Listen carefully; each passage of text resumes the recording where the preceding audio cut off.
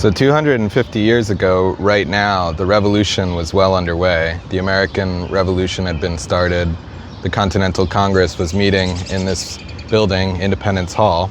And one thing I've been doing every day is just checking letters that the Founding Fathers wrote back and forth to each other.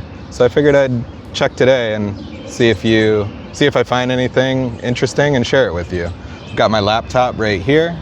So I'm gonna be looking down and checking for letters. Let's begin, as usual, with Washington's weather report. You can see here.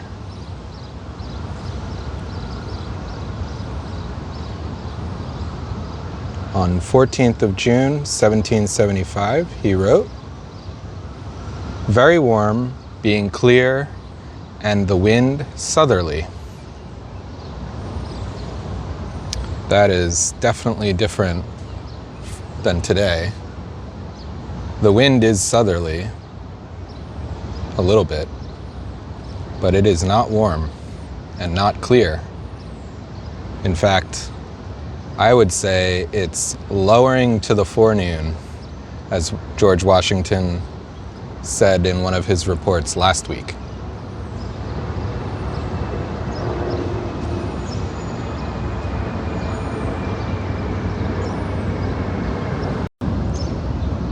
Next, let's see what Washington wrote in his diary for 14th of June, 1775.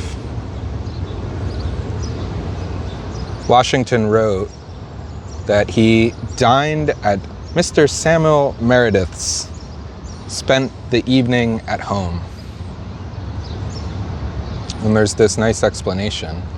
After Congress resolved that 6 companies of expert riflemen be immediately raised in Pennsylvania, 2 in Maryland and 2 in Virginia, that each company, as soon as completed, shall march and join the army near Boston, to be there employed as light infantry under the command of the chief officer in that army. It named George Washington, Schuyler, Dean, Cushing, and Hughes to a committee to draw up rules for the regulation of the army. Okay.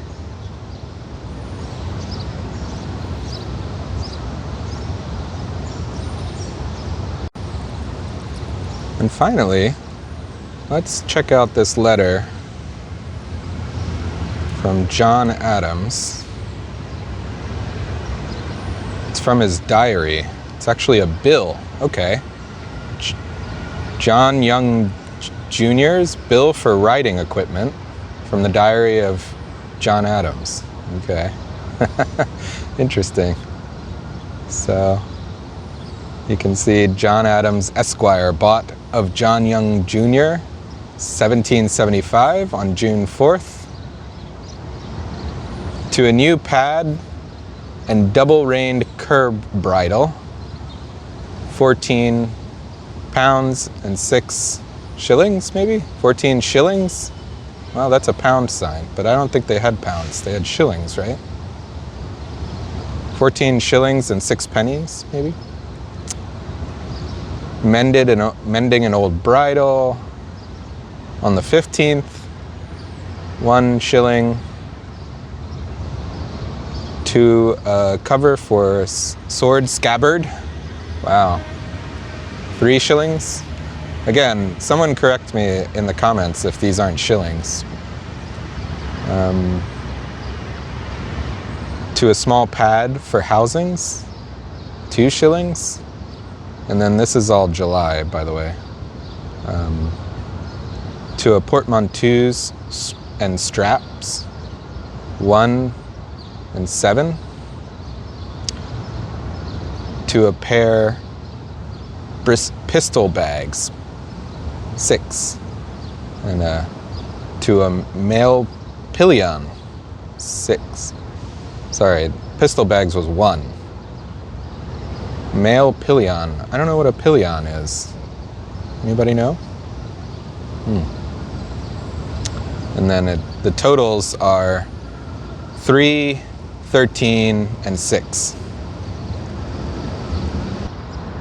Received the contents in full, John Young Jr. Okay, there you go.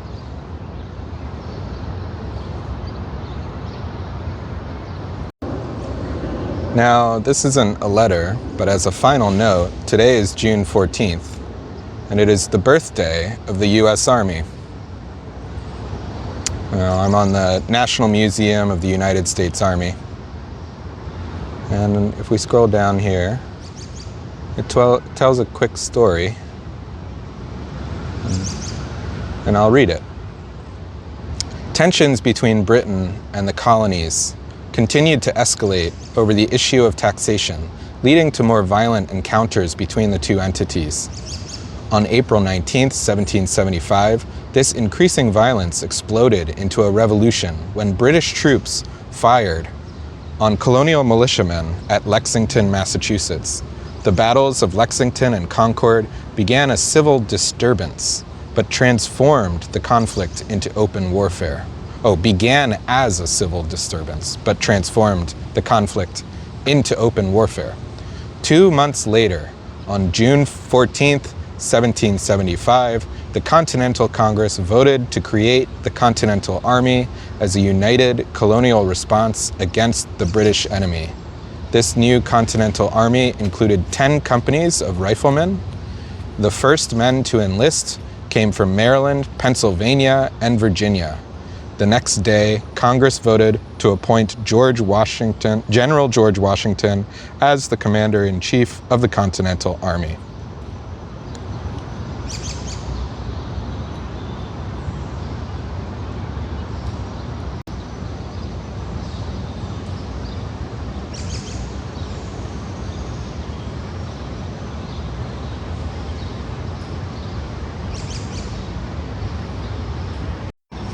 So there you have it.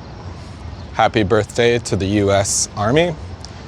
The Continental Army fought a king. I hope the U.S. Army will always fight tyranny. I'm sure they will. If you like these readings of letters, please like and subscribe. My name's Sean. See you tomorrow. Bye.